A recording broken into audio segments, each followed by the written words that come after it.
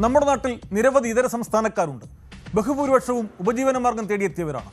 എന്നാൽ ഇവർക്കിടയിൽ ചില കൊടും കുറ്റവാളികളുമുണ്ട്. ലൈംഗിക വൈകൃതങ്ങളുള്ളവരുണ്ട്. ഏറെ ഞെട്ടലുണ്ടാക്കുന്ന ഒരു സംഭവമാണ് എറണാകുളം അങ്കമാലിയിൽ നടന്നത്.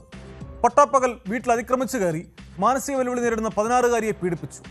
കുട്ടിയുടെ അമ്മയും സഹോദരനും പുറത്തു പോയിരുന്നപ്പോഴാണ് സംഭവം. കുട്ടിയുടെ നിലവിളി കേട്ടെത്തിയ നാട്ടുകാർ പ്രതിയെ പിടികൂടി പോലീസിന് കൈമാറി.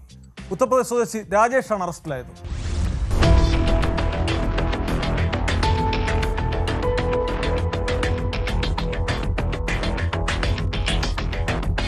സ്പെഷ്യൽ സ്കൂൾ വിദ്യാർത്ഥിയായ 16-കാരി അമ്മയ്ക്കും സഹോദരനുമൊപ്പമായിരുന്നു താമസം.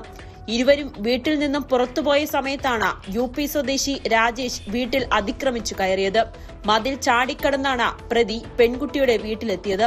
പെൺകുട്ടിയുടെ നിലവിളി കേട്ടെത്തിയ നാട്ടുകാരാണ് പ്രതിയെ പിടികൂടിയത്.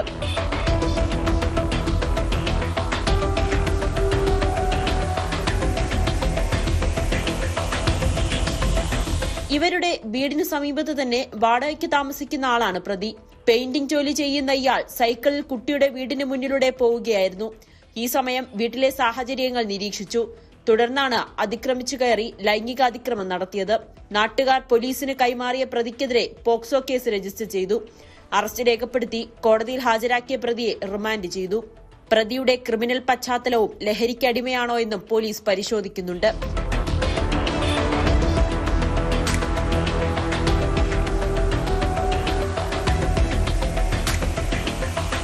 ന്യൂസ് 18 കൊച്ചി. കൂടുതൽ വാർത്തകൾക്ക് news 18 Keralam YouTube channel subscribe ചെയ്യുക.